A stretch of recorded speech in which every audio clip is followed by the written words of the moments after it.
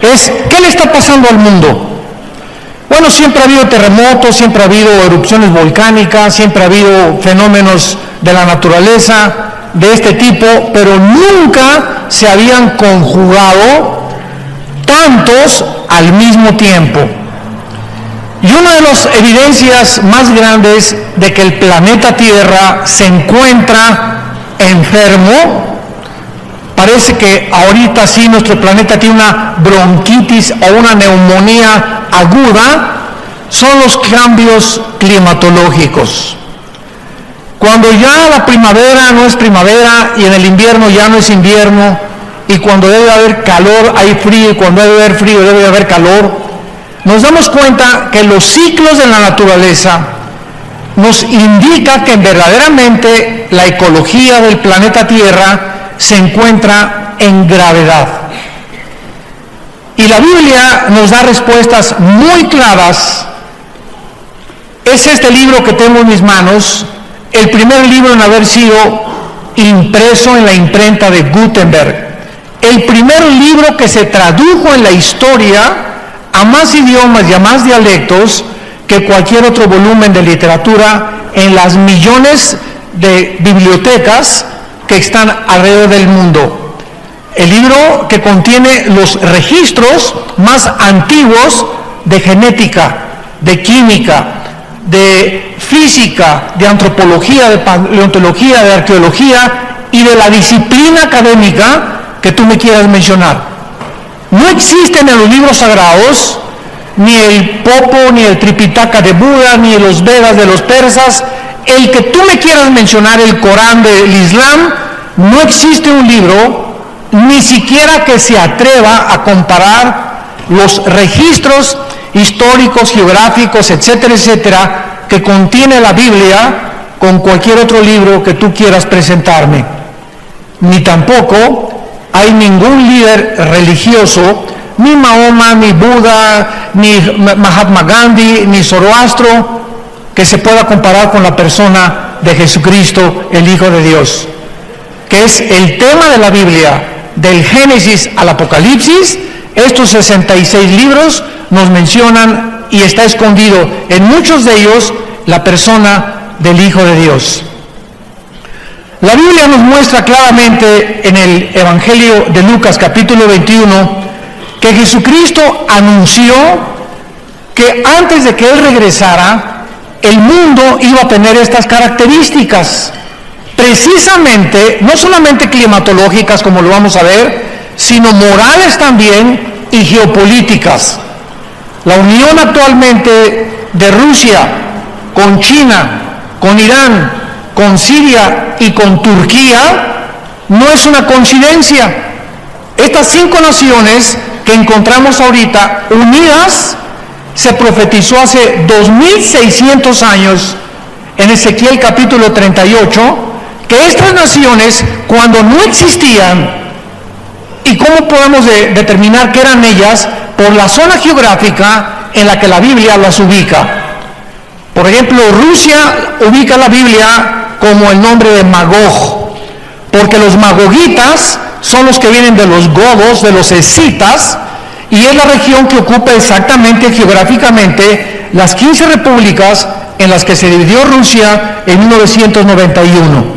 Y así podemos ver nosotros que en Génesis capítulo 10, los hijos de Noé, de ahí descendieron todas las naciones de los jafetitas, toda Europa, que son los anglosajones, de los camitas, todo el continente africano, y de los semitas o de Sem, el continente o todo el área del Asia Menor y del Medio Oriente. Entonces, es impresionante cómo este libro maravilloso nos puede trasladar de cientos de siglos con anticipación y ponernos en el siglo XXI y corroborar nosotros que solamente Dios pudo inspirar y podemos tener un libro como la Biblia que es incomparable. No hay ningún sistema de filosofía, no hay ninguna ideología humana que la Biblia no haga pedazos. Destruye cualquier sistema de pensamiento que el ser humano ha desarrollado a través de los siglos. Y así podemos nosotros darnos cuenta claramente de que nos encontramos con la verdad.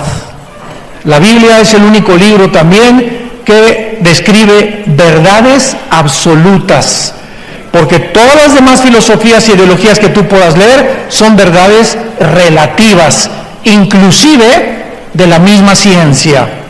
Dice en Lucas capítulo 21, versículo 9, Cristo está hablando: cuando oigan de guerras y de sediciones, o sea, de tumultos y de insurrecciones en las naciones, no se alarmen, porque es necesario que estas cosas acontezcan primero, pero el fin no será inmediatamente. Entonces les dijo: se levantará nación contra nación y reino contra reino. Y esto, damas y caballeros, no se cumplió hasta el siglo XX. Siempre ha habido guerras, desde Caín mató a Abel, pero no fue hasta el siglo XX, 1914, cuando en la Primera Guerra Mundial se unieron naciones contra naciones. Y en 1939 se inicia la Segunda Guerra Mundial, involucrando a la mayor parte de las naciones en el mundo. Así que nos damos cuenta que el siglo XX fue el inicio de la tribulación, no de las 70 semanas de Daniel, sino el principio de los dolores del ser humano, con las dos primeras guerras mundiales. Después de la Segunda Guerra Mundial hubo más de 273 revoluciones y golpes de Estado. Y ahorita nos encontramos en el siglo XXI, que somos la primera generación de la historia con el suficiente poder nuclear para destruirnos en un minuto. Ya tenemos la amenaza en Corea del Norte, tenemos la amenaza armas nucleares en la India, tenemos la amenaza de Rusia tratando de ocupar el Medio Oriente, el movimiento de la primavera árabe que se levantó hace como 8 o 10 años en el Medio Oriente con ISIS para controlar con el Islam todo el Medio Oriente. Estados Unidos ahorita está en tensión ya con la Guerra Fría con Rusia, y estamos en un punto ahorita tan difícil donde creemos, ¿verdad?, la mayor parte de los que estudiamos las profecías bíblicas, que tal vez Venezuela se encuentre en medio del conflicto. Ahorita sabemos nosotros que se juntaron Europa, la Unión Europea, con Estados Unidos para apoyar a otro presidente en Venezuela contra otro dictador. Pero ¿qué es lo que impide ahorita que se acabe esa dictadura y que entre un nuevo gobierno? Una invasión armada militar. Y para que esto suceda, se enfrentarían dos potencias, Rusia y Estados Unidos. Y si esto se lleva a cabo en los próximos días o semanas, nos enfrentamos a una guerra nuclear de proporciones mundiales, donde de acuerdo al cuarto sello del Apocalipsis, moriría casi una cuarta parte de la humanidad. Por eso no se ha hecho nada, y por eso hay una tensión simplemente, ¿verdad?, en la que la única forma en la que se pueda liberar esta nación es a través de una intervención militar. No se ha llevado a cabo por las consecuencias tan terribles en las que se hundiría el mundo antes de que Cristo regrese. Esto es solamente un ejemplo de lo que Jesús dijo: oirán de rumores de guerras. Y es lo que estamos oyendo, los tambores de guerra se oyen en el mundo entero. Muy bien, el libro de Isaías capítulo 24 nos describe hace, apúntenlo, 2700 años. Este libro fue escrito hace 2700 años por el profeta Isaías. Y este libro se encuentra y se descubrió en 1948 en los rollos de Qumran, en el Mar Muerto. Y si tú vas a Jerusalén, ahí en el Museo del Holocausto se encuentran los originales, los papiros escritos en arameo y en el hebreo del libro de Isaías, tal como lo tenemos en la Biblia. Así que cuando hablamos de la Biblia y citamos lugares geográficos si hablamos de ideologías, de sistemas de pensamiento, de nombres de reyes, de nombres de príncipes, de nombres de gobernantes. No estamos especulando ni hablando de Alicia en el País de las Maravillas. Estamos hablando de historia, estamos hablando de geografía, que la arqueología ha corroborado y ha comprobado que las regiones, los lugares, los presidentes, los nombres que están escritos en la Biblia forman parte de la historia. Así que no venimos a cuentos de hadas, venimos con un libro sobrenatural. Veamos lo que el profeta hace 2700 años profetizó, cómo iba a acabar el mundo y las razones por las cuales el mundo, síganme con mucho cuidado, se encuentra en las condiciones en las que se encuentra actualmente. Dice así comienza este capítulo: He aquí Jehová vacía la tierra y la desnuda, trastorna su faz y hace esparcir a sus moradores. Vemos en primer lugar que es Dios mismo el que está a punto de juzgar el mundo. ¿Por qué? Porque somos agentes morales responsables. Damas y caballeros, nosotros no venimos del chango, ni de tu tía la chita. No venimos ni somos el resultado de un proceso evolucionario fortuito o accidental.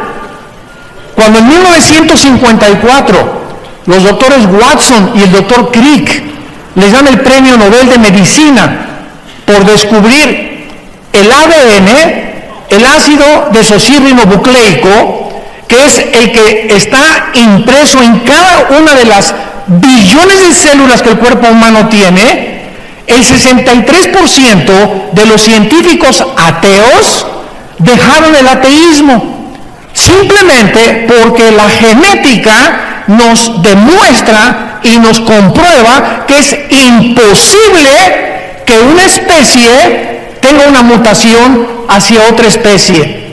O sea, un perro jamás será un gato, un hipopótamo, un dinosaurio, un camello jamás será un león, un caballo jamás será del ganado vacuno o equino o un caballo, por la genética del ADN. Entonces, biológicamente se demuestra, ¿verdad?, las mentiras que se creyeron durante casi un siglo y que se siguen enseñando en las universidades, que venimos de chita. Pregúntale a tu maestro a quién se parece su abuelita. La mía era muy bonita. No era oaxaqueña, pero era también bonita, ¿verdad? Entonces, es increíble que el ser humano haya creído tantas mentiras para que podamos nosotros concluir de una forma irracional, porque la segunda ley de la termodinámica también contradice la evolución y contradice que el universo haya sido hecho de repente como un accidente y que el universo era eterno, cosa que también ya completamente descartaron los libros de la astronomía. Entonces, la Biblia dice que tú y yo somos agentes morales, no somos animales. No venimos de los animales, somos hechos a la imagen y semejanza de Dios. Y como tales, tú y yo somos responsables de cada acción que hayamos cometido. Y el mensaje glorioso de la Biblia es que como somos todos pecadores y no hay nadie que haya guardado los 10 mandamientos, nadie más que Jesucristo, el mensaje de la Biblia es que un hombre hace 2000 años paga por nuestros pecados, que es Dios mismo hecho en la carne, para decirnos que nuestro pasado puede ser borrado si creemos en el sacrificio que Él hizo en la cruz del Calvario. ¿Qué mensaje tan glorioso necesitamos los que estábamos lastimados de nuestra conciencia del pasado? Yo fui un muchacho comunista, abracé el comunismo a los 16 años de edad, me volví un rebelde contra la autoridad de mis padres, la autoridad del gobierno, nos persiguieron, etcétera, etcétera. me puse a estudiar la dialéctica materialista, Hegel, a Marx, etcétera, etcétera, porque creía que estas ideologías gubernamentales o filosofías era la solución para la repartición de la riqueza, para acabar con las injusticias. Y no hay ningún sistema, damas y caballeros, humano que acabe con la pobreza y que acabe con la prostitución, que acabe con los problemas inmorales. Simplemente vivimos en un mundo en descomposición. Y el mensaje es: vengan a la cruz aquellos que quieran ser salvados, porque el barco se está hundiendo. Muy bien, en el libro de los Hechos, capítulo 17, los apóstoles, cuando comenzaron a predicar la resurrección de Cristo, este fue el mensaje de los apóstoles en el primer siglo de la era cristiana. Dice el versículo 30, Dios, habiendo pasado por alto los tiempos de esta ignorancia, ahora manda a todos los hombres en todo lugar que se arrepientan. En esta mañana, Dios no te está sugiriendo, Dios te está ordenando que dejes el camino que tú llevas en esta mañana. O por lo menos muchos han entrado por esa puerta y se encontraban en un camino equivocado. Y Dios te ha traído a esta conferencia para que reflexiones y sepas que tú no puedes seguir en el adulterio. Tú no puedes seguir fornicando con tu novia y con tu novio. Tú no puedes seguir transando y defraudando a la gente. Tú no puedes seguir en un camino donde tarde o temprano las consecuencias las vas a recoger. Y la mayor parte de las veces son consecuencias muy amargas, desilusionantes, que pueden transformar tu identidad, tu familia y tu mismo trabajo. Dios manda ahora a que el ser humano se arrepienta de sus pecados. El arrepentimiento es ir caminando por un lado y el arrepentimiento es darte la vuelta en 180 grados y caminar en dirección contraria. Y nadie lo puede hacer si no tiene a Jesucristo en su corazón.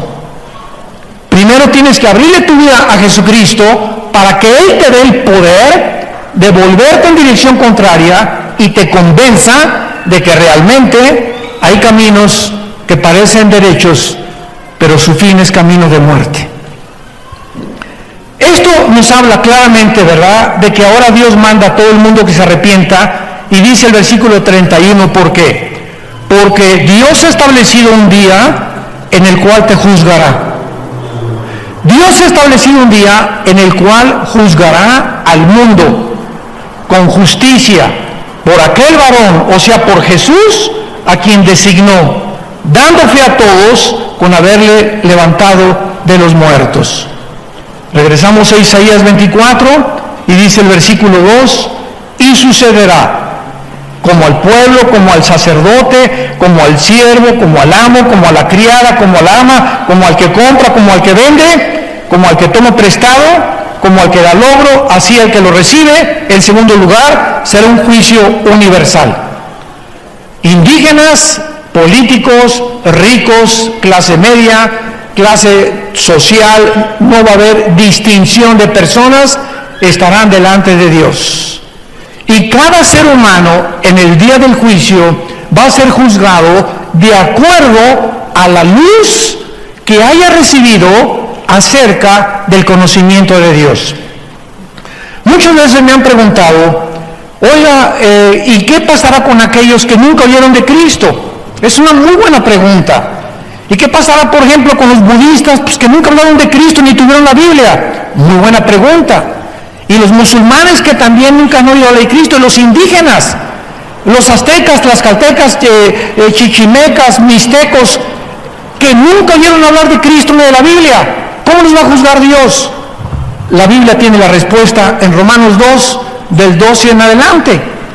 Y ahí el apóstol Pablo explica en Romanos 2, del 12 en adelante, que las personas que han muerto sin el conocimiento de la Biblia, para que tú lo sepas y no te andes preocupando qué les va a pasar a los demás, los que han muerto sin el conocimiento de Cristo y sin el conocimiento de la Biblia, Dios los va a juzgar por su conciencia. El día que Cristo juzgará los secretos de los hombres. Entonces no nos preocupemos por la gente que no ha oído hablar de Cristo. Ni, por ejemplo, mi padre, nosotros éramos sumamente católicos. Yo quería a los 12 años ser cura y estuve en el seminario salesiano durante casi un año y haciendo el noviciado aprendí un poco de latín. Era a monaguillo. Y yo quería abrazar el sacerdocio, era muy místico de niño, etcétera, etcétera. Y cuando nos dijo un arzobispo que teníamos que hacer el voto del celibato sacerdotal, le pregunté, perdón, excuse me, ¿qué es eso? Y me dice, a esa edad que yo tenía 13 años, es que ustedes tienen que hacer un voto que no se pueden casar jamás. Y recuerdo que esa misma tarde, estábamos en Acapulco en el seminario, ahí en la colonia Costa Azul, pasó una güerita en una bicicleta, muy parecida a mi amor.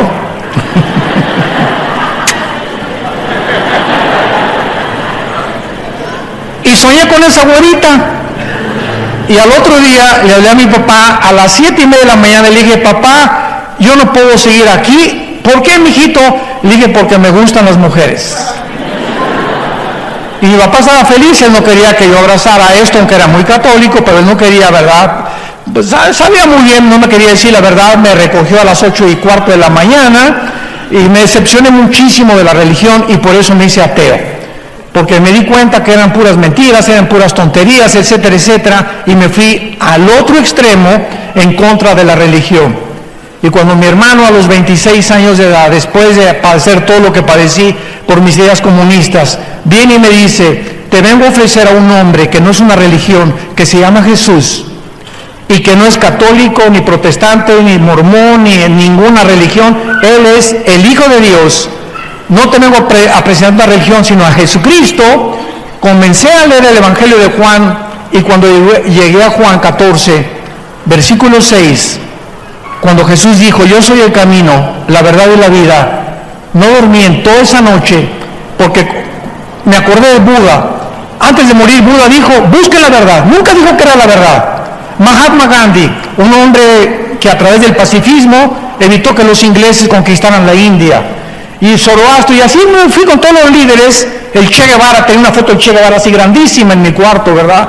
Me di cuenta del pobre hombre cómo murió en Bolivia, cómo fracasó la extensión del comunismo cubano en Sudamérica, cuando él con 4, 5, 6 hombres se encaminó para allá. Yo estaba a punto de irme a entrenar ya en las guerrillas urbanas, y todas estas cosas, cuando oí de Jesucristo, caí de rodillas y le pedí que entrara a mi corazón.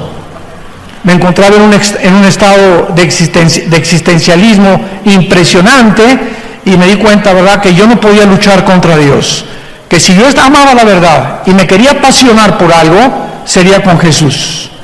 Y le prometí a Dios que yo quería ser un apasionado de la verdad, levantar este libro y dedicar mi vida, la corta vida que Dios nos ha dado, a decirle al mundo, Jesús vive, arrepiéntete de tus pecados.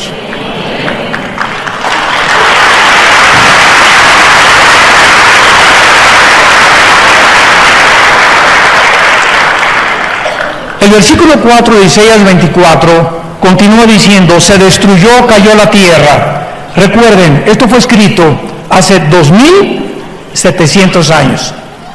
Se destruyó, cayó la tierra. Enfermó, cayó el mundo. Enfermaron los altos pueblos de la tierra. Y la tierra se contaminó bajo sus moradores. Porque vean las 3 razones del juicio de Dios contra este mundo. Número 1, traspasaron las leyes. 2, falsearon el derecho. Y 3, quebrantaron el pacto sempiterno. Por esta causa, la maldición consumió la tierra y sus moradores fueron asolados. Número 1, Dios, asumiendo que Él existe, es lógico que haya puesto leyes en el universo. Anoche platicaba con una persona aquí en la iglesia, y al salir de la iglesia anoche, vimos la luna, la vieron muchos ustedes, la luna entera, Y siempre nos maravillamos de ver cómo un cuerpo como la luna celeste parezca flotar en el espacio sin que nada lo sostenga. Cuando Isaac Newton y Galileo Galilei antes comenzaron a descubrir las leyes de que no era el Sol que giraba alrededor de la Tierra, sino la Tierra alrededor del Sol, comenzaron a descubrir Isaac Newton, Blaise Pascal, han sido los científicos más grandes de los siglos pasados, ellos eran cristianos, comenzaron a descubrir que el universo que nos rodea es un universo afinado. Para que me entiendan, un motor de un coche, una bujía que tenga mal, el cablecito de la batería que no esté conectado adecuadamente, impide que tu carro se eche a andar. Un motor es un diseño mecánico de la ingeniería mecánica automotriz en el que todas sus partes tienen que trabajar en conjunto. Es la bomba de la gasolina con las bujías, con la batería, etcétera, etcétera. Y basta una de esas piezas que no funcione para que el motor deje de funcionar. Nuestro universo es como un motor impresionante donde las leyes de la gravitación, las leyes termonucleares, la primera y la segunda ley de la termodinámica, las leyes del electromagnetismo funcionan, y porque funcionan existe la ciencia. ¿Por qué existe la ciencia? Porque la ciencia se basa en la observación de los fenómenos. Y un científico tiene que ver, observar, tiene que tomar nota y tiene que comprobar después de que eso es constante para que sea científico. Y si no se puede corroborar ni observar, nada puede llamarse científico. Por eso la teoría de la evolución es teoría, porque no se ha observado en más de un siglo que Carlos Darwin la postuló en su libro El origen de las especies, que hay una mutación entre una especie y otra especie. Le llaman el eslabón perdido. Hay la macroevolución, pero no la microevolución. Entonces, un perro puede nacer sin cola, o puede ser chihuahueño, grandanés, pastor alemán, etcétera, etcétera, pero son caninos. Los caballos son ponis, son percherones, caballos árabes, cuarto de milla, pero son equinos. Hay vacas y hay toros cebú, toros de lidia, etcétera, pero pertenecen al ganado vacuno. Son especies que se reproducen y tienen cambios entre ellos, chiquitos, grandes, pero pertenecen a esa especie. Pero no se ha corroborado la mutación de una especie a otra especie. Señores maestros de la universidad que nos acompañan, y esta es la razón por la cual es una teoría que es irracional contra las leyes de la biología y de la física de los últimos descubrimientos. Entonces vemos claramente, ¿verdad?, que Dios puso leyes morales. Y dice la Biblia, en primer lugar, falsearon, traspasaron las leyes.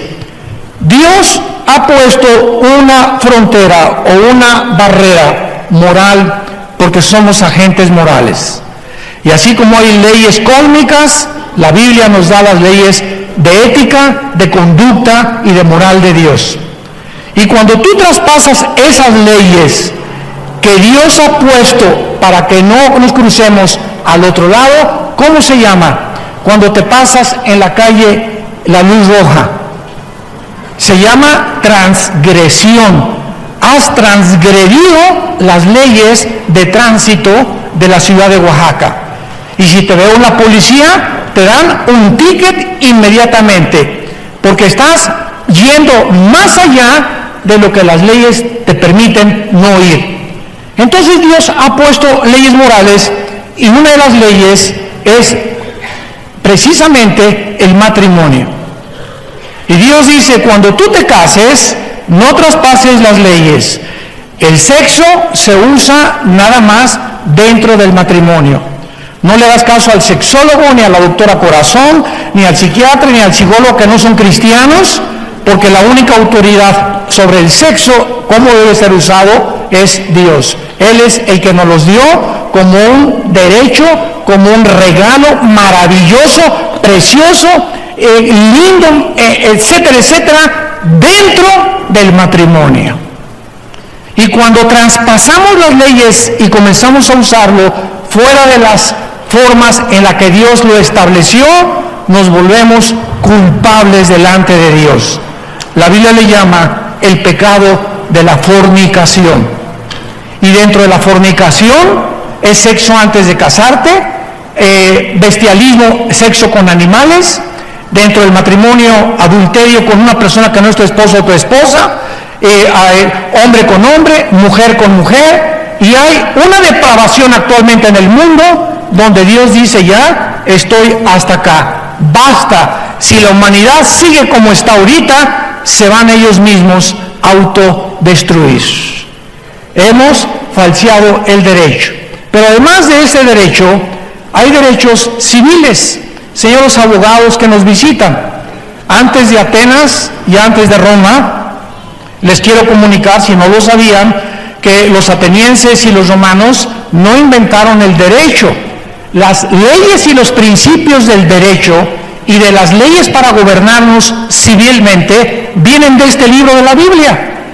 Escuchen, por ejemplo, en el libro de Deuteronomio, en el Antiguo Testamento, capítulo 1, lo que Dios le dijo a Moisés, cómo gobernar, y que lo escuchen ahorita los agentes del Ministerio Público, los senadores que nos están escuchando, los gobernantes, los presidentes, los diputados, los presidentes municipales y todos aquellos hombres y mujeres que se encuentran ejerciendo el derecho civil a favor de los pueblos. Miren lo que la Biblia dice, Deuteronomio capítulo 1, versículo 16 en adelante. Dios le dice a Moisés, número 1, no hagan distinción de personas en el juicio. Así al pequeño como al grande van a oír. No tengan temor de ninguno, porque el juicio es de Dios. Y la causa que os fuere difícil, la traerán a mí y yo la oiré. Desde entonces, desde este libro, el símbolo de la abogacía es una mujer con los ojos vendados. Todos ustedes que son abogados lo saben, con una espada y con una balanza. ¿Qué representa esta mujer? Representa en primer lugar que los que van a ejercer el juicio se venden los ojos y no vean si es rico o si es pobre al que se le está juzgando. Porque si tú juzgas porque la persona tiene dinero y la persona no tiene dinero, has violado y has falseado el derecho. Y eso Dios lo castiga severamente. Número 2, la espada representa la justicia. La justicia tiene que ser ejercida y tiene que ser llevada por el Estado de Derecho, porque si no hay justicia en un pueblo, no puede un pueblo ser gobernado. Cuando hay personas que bloquean las carreteras o las autopistas y el gobierno no hace nada, ese gobierno ya no está gobernando, afectando a terceras personas. El gobierno tiene que usar, desgraciadamente, el uso de la fuerza y de la violencia para ejercer el Estado de Derecho cuando es necesario. Y en un caso así, se manda a granaderos, o se manda gases lacrimógenos, o se manda a militares, pero nadie puede atreverse a bloquear los caminos federales sin que nadie del gobierno los interrumpa. Cuando hay manifestaciones y se les permite tener manifestaciones y bloquear las calles a las personas, el gobierno ha dejado de gobernar. Porque para eso es el Estado de Derecho. El gobierno tiene que garantizarnos a todos los ciudadanos en todas las naciones del mundo nuestra libertad, nuestra seguridad y el Estado de Derecho. De ahí viene lo que se deriva, que se fundó en 1949 como los derechos humanos. La Biblia dice, falsearon el derecho. Hemos llegado a un punto donde la corrupción de los gobiernos no tiene nombre en el mundo entero. Ya no se juzga con justicia, ya no se juzga con derecho. La corrupción es como un microbio, como una ladilla, ¿verdad? Que comienza a crecer, a crecer, a crecer, a carcomer, hasta que descompone el carácter de los seres humanos. Y claro que nosotros como pueblo llegamos a un punto, ¿verdad?, donde decimos, basta, queremos justicia, queremos equidad, queremos libertad. En segundo lugar, dice la Biblia que no solamente se han traspasado las leyes y falseado el derecho, y el más grave mandamiento por el cual Dios va a juzgar a la humanidad, lo dice el versículo 5, quebrantamos el pacto sempiterno. Damas y caballeros, ¿saben ustedes cuál es, santos de Dios, el pacto sempiterno? El pacto sempiterno, o sea, que es eterno y que es inviolable, es el matrimonio. El matrimonio es la institución más santa, más sagrada, la más grande que Dios ha establecido antes de los gobiernos civiles, de los estados, de los patriarcas, de las escuelas, antes que cualquier cosa en la creación humana. Dios estableció el matrimonio como el fundamento de las sociedades.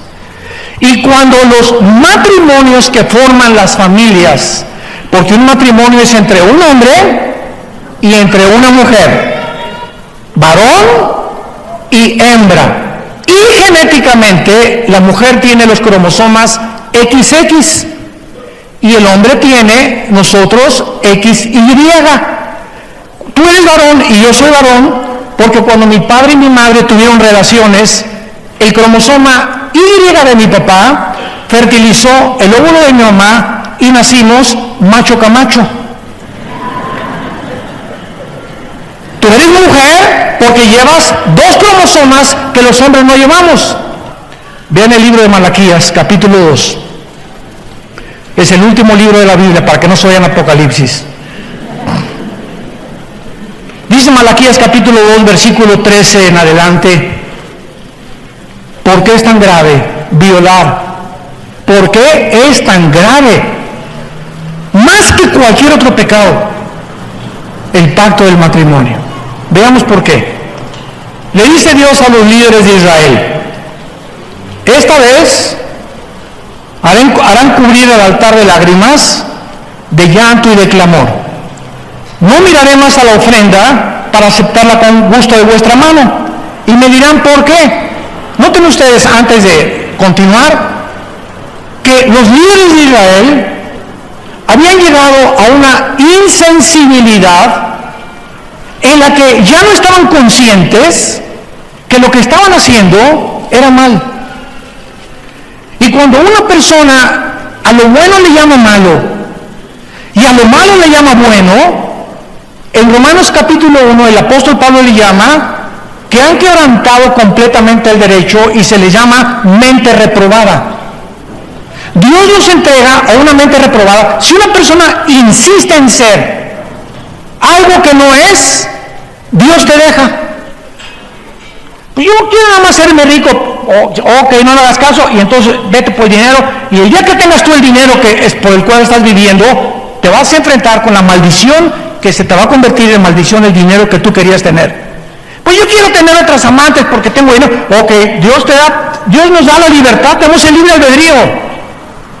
Pero en ese momento, cuando tú insistes o cuando un ser humano insiste en decirle a Dios, déjame vivir solo, yo soy Dios, yo hago mis mandamientos, yo puedo decidir entre qué es bueno y qué es malo, Dios te dice, te dejo.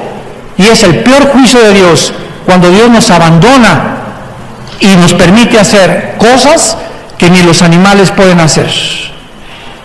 Y estos líderes de Israel llegaron a ese punto, pero querían ir a la iglesia, querían ser religiosos, y Dios les dice, van a llorar, y le dicen, ¿pero por qué? Ya no sabían entre el bien y entre el mal, ¿por qué? Y Dios les dice, ¿por qué?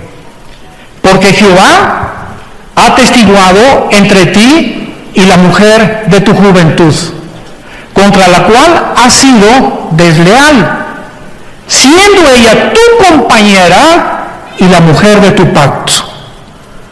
¿Por qué? Porque ustedes le han sido desleales a su esposo, a la madre de tus hijos, a la mujer que yo te di como compañera para formar una familia. Y la familia, dice Dios, es el tesoro más grande que yo le puedo dar a un ser humano. Porque bendición de Jehová, Salmo 127, son nuestros hijos. Y ahorita muchos de ustedes pueden tener a sus hijos en drogas o en borrachera, lo que sea. Si tú eres cristiano, persevera y sé paciente. Nuestros hijos son benditos porque están sellados con la sangre del Hijo de Dios. Nadie nos los podrá quitar. Nadie.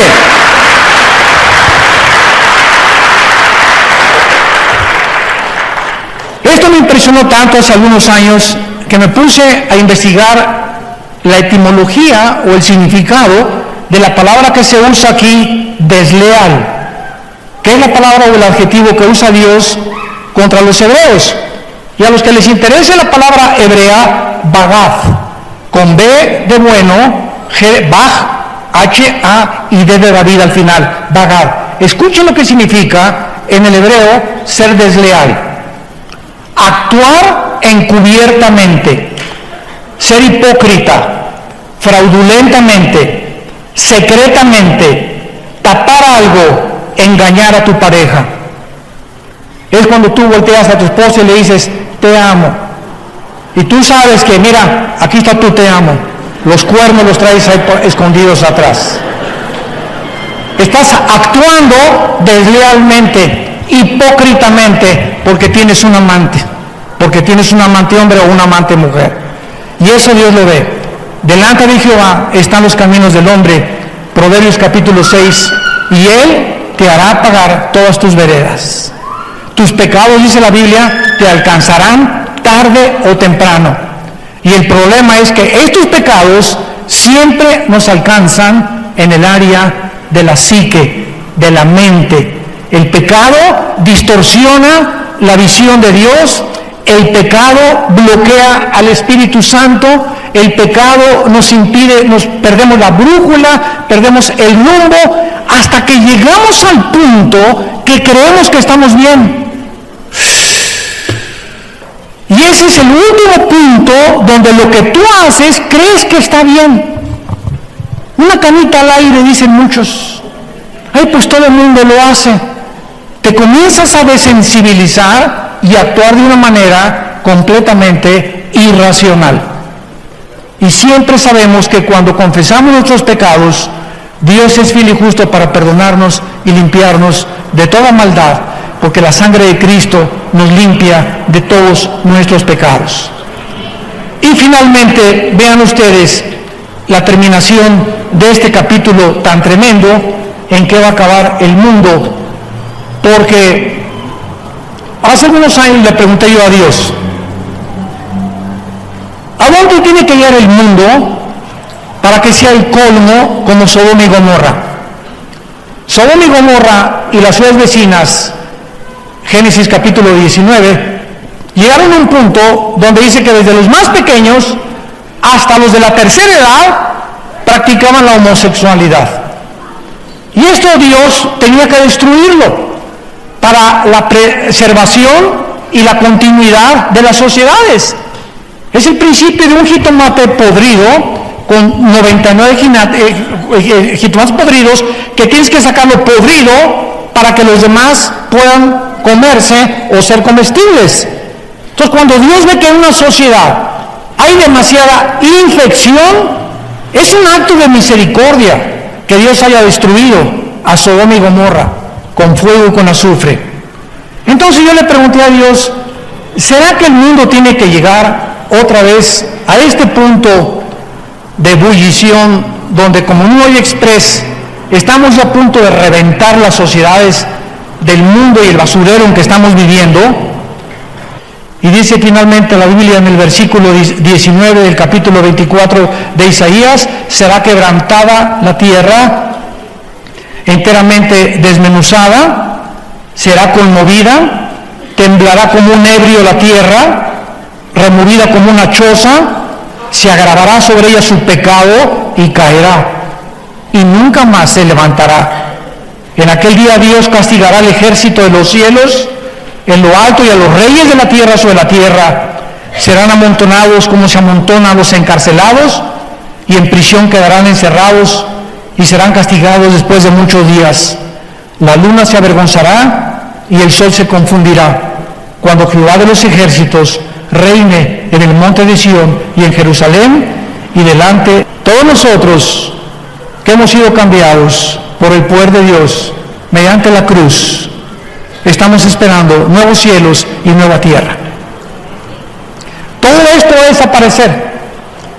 Ahora que cayó la famosa catedral de Notre Dame en París, impresionante que en 3 días se juntaron más de 17 millones de euros. Y con los niños pobres, en más de 10 años, no se ha juntado ni un solo millón. Por una mugrosa catedral. Porque es lo que es eso, la cultura, el arte, lo que tú quieras y mandes, pero es cemento y estatuas, y sí tienen un valor cultural, claro, y el arte es maravilloso, pero es increíble que el ser humano le ponga más énfasis a las cosas del arte que a nosotros mismos. Eso es lo que trato de decirles. ¿A qué grado hemos llegado de desensibilización? En 2 días, 17 millones de dólares para levantar esta catedral, que cuando venga el Señor se va a acabar todos los edificios y todas las estatuas y todas las construcciones que nosotros hemos hecho. Y dice la Biblia que en aquel momento podremos saber que nuestra fe no fue en vano. Gracias le damos a Dios, porque por medio de la resurrección de Cristo nos hizo renacer para una esperanza viva. Y en esta esperanza permanece tú hasta el final. Dios recompensa cuando perseveramos hasta el final, seamos fieles hasta la muerte. ¿Cuántos de ustedes en esta mañana quisieran entregarle su vida al Hijo de Dios? Inclinemos nuestra cabeza por unos momentos y ahí desde tu lugar. Dios te ha hablado a través de la Biblia.